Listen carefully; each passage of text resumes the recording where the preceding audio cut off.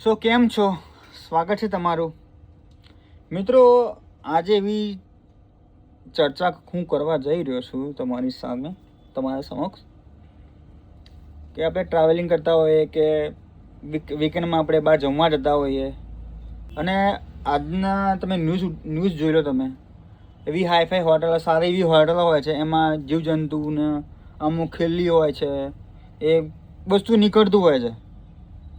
એ hi-fi હોટલના જવાના બદલે આપણે એવા નાના ધાબામાં જઈએ, નાના માણસોને આપણે સપોર્ટ કરીએ.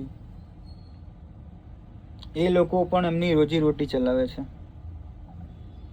આપણે મિત્રો, આપણું તો કશું જશે નહીં. આપણે હાઈફાઈમાં જઈ શકીએ છીએ ને નાના ધાબા પણ જઈ શકીએ છીએ. પણ મારો એવો સારો એક્સપિરિયન્સ રહ્યો છે કે હું જતો હતો રાજસ્થાન ખાટુ શ્યામજી મંદિરને દર્શન કરવા માટે. તો મેં ધાબામાં મેં ખાધું અને હાઈફાઈ રેસ્ટોરન્ટમાં ખાધું. ધાબામાં ખાધું મેં, એને ખાલી 100 રૂપિયાનું ચાર્જ થયો હતો ખાલી.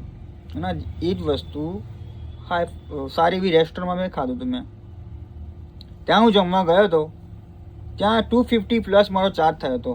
જો કે નાની એવી ધાબા ટાઈપની હોટલ હતી, એમાં ખાલી 100 રૂપિયા જ મારો ચાર્જ થયો હતો. અને મિત્રો, સારી હોટલમાં જમ્યો એ મને ના ગમ્યું, પણ એવી નાની એવી હાઈવેની ટચમાં એક નાનો ઢાબો હતો, ત્યાં જમ્યો. ત્યાં ફક્ત 100 રૂપિયા અમને લીધા જમવાના, પંજાબી થાળીના.